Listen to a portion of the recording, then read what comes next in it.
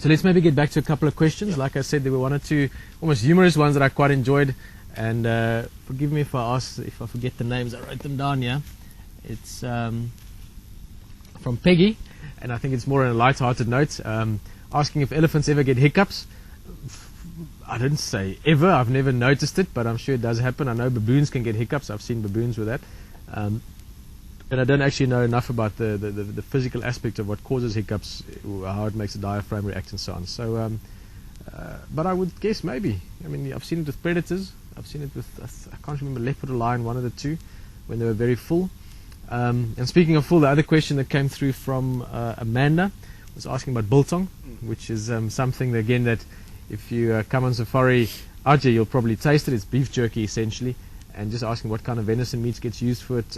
Kudu is the typical one, beef also, but also other kinds of venison. In South Africa, people do eat venison quite a bit, and it's a bit of a strange concept, maybe relative to game drives, but interesting thing to think about. If more people ate venison, maybe there'd be more animals around living in the wild. Absolutely, and I mean, venison and use of wildlife as we see it in the reserves, it's obviously the land that's used for beef and so on is a natural environment that has to be utilized for that, and once that's utilized on that side, then obviously we lose the chance to have wild game over there.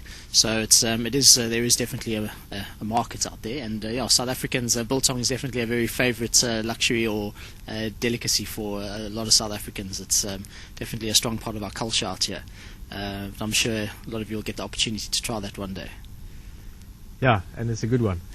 I teethed in it as a youngster. No, it's one of those things myself. Once I start eating it, the packet's gone, and I'm usually a little bit ill afterwards just because I've overindulged. But it's definitely something worth trying. It's salt and meat, essentially.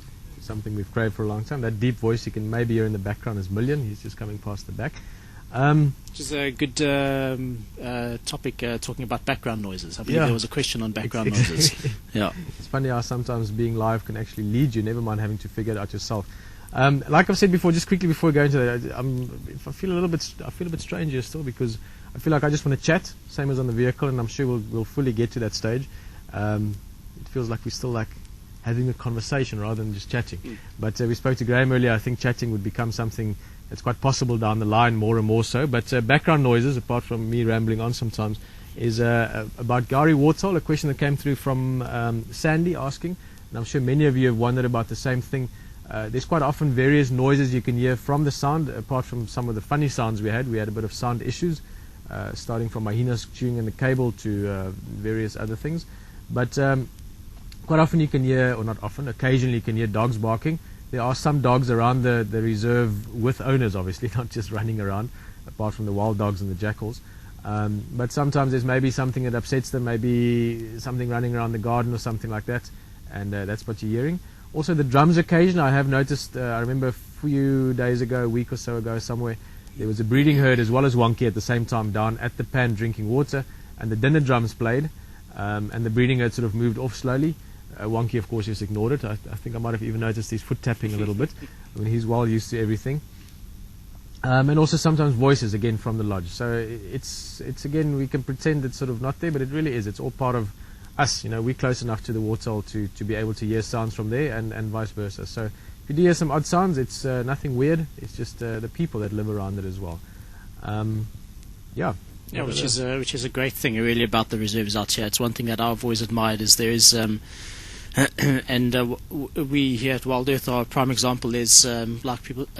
Peter says there's people around, people living out here, and it's communities, little families. At the end of the day, I mean, we're all a little family over here, and we have a large extended family out all over the world. We often do hear some strange noises out in the bush. And speaking of strange noises, and I think I may have actually mentioned it before, I have normally stayed in the room directly next to the final control center where all our broadcasting equipment is, and a lot of our sound, all our sound equipment.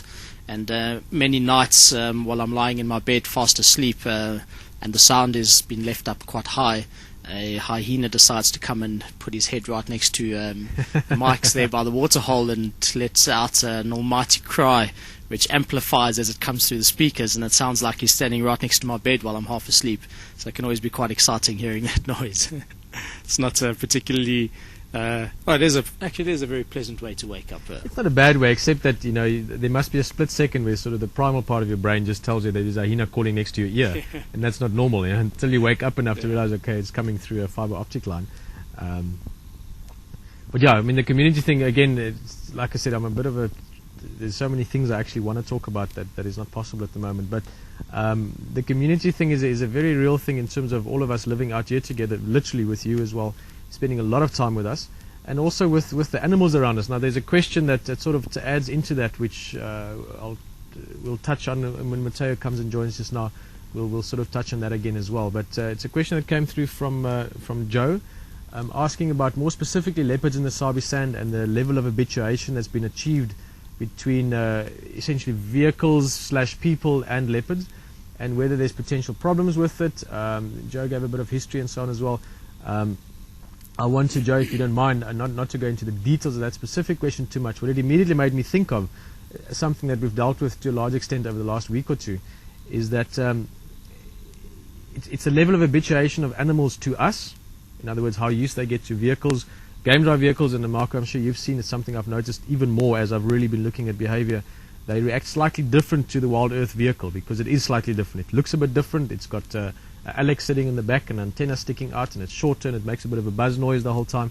And animals in the beginning ignored it a little bit because it was strange, but they've seen it around long enough now that they now come and investigate it to the point where Wonky the other night was so close, I literally could have reached out like that and grabbed his tusk, and he was just having a look at us. So my point I'm trying to get to Joe and everyone else as well is that you can think of it from two ways. The one is that the animals are getting habituated to us and how they're coping with it, which in my experience, Marco, and give your side of it just now, they deal with fine. Animals can learn to get habituated to vehicles, the same as elephants can learn to get habituated to drongos, and the little birds can learn to get habituated to elephant. That's normal. Animals have always, over a long period of time, learned to interact and coexist with other species. What gets interesting, and this is what had me thinking earlier, is how we cope with that. As humans, how do we cope with the fact that animals are getting used to us as well? In other words, do we now go and say, oh no, this leopard is getting too close to camp, we've got to make something or do something because now it's threatening me, or I'm feeling uncomfortable because of this elephant being comfortable with me, and I'm going to cope with that now. And that's something that, Joe, the question, what it sparks in my mind is very interesting, and I'll think about it more and play with it a little bit on drive as well over the next few weeks, is how do we as humans cope with animals accepting us in the environment? Yeah, no, that's actually a very interesting way of looking at it, Peter. I must say I've never tackled it that way. It's normally talking about animals being habituated, so the general way of seeing it is how do they feel with our presence, but no, it's a very good point. How do we feel with their presence being close? And working as guides for Peter and myself, and I'm sure you'll agree with me, that you get to a sense where you do have a lot of comfort. We understand the animals, we spend a lot of time with them, especially individuals, and you learn a lot about the characteristics of these individuals. But for a person who's maybe never been on the back of a vehicle, and all of a sudden you do have a 5.5-ton elephant walking 5 meters away, it's something that we're not particularly used to. But that elephant is habituated to our presence. Where do we become habituated to his presence? I can actually remember a situation that I'd been in, Peter, with a leopard that had become so habituated to our vehicle that she had actually started to utilize the vehicle as a means of hunting. As soon as a vehicle approached her, she would actually start walking right next to the tires. And if you turn the vehicle off, she stopped next to the tire. If you started driving again, she would carry on walking. You actually couldn't get away from her. She was so well... She was so familiar with the vehicle that she knew exactly what it did, and that it wasn't a threat. It was a neutral presence. It's obviously when it moved, it made a loud sound, which helped camouflage her activity, her physically and sound as well. So it's amazing how animals actually do adapt and become comfortable and confident with the vehicles being around. Oh, it's a direct commensalistic, I think, is the word, or commensalism relationship. The same as the drongo learns to follow the elephant, and the elephant doesn't really mind if the drongo is there, and the drongo benefits from it. That leopard has learned that these things are part of our environment, and trust me, 4x4 vehicles going around following animals in this particular part of the world is very much part of the environment, the same, if not more so, than some of the animals. So it's maybe strange to go and say, oh well, that's not cool because we're humans and it's a car, but that's cool because it's an elephant and a drongo.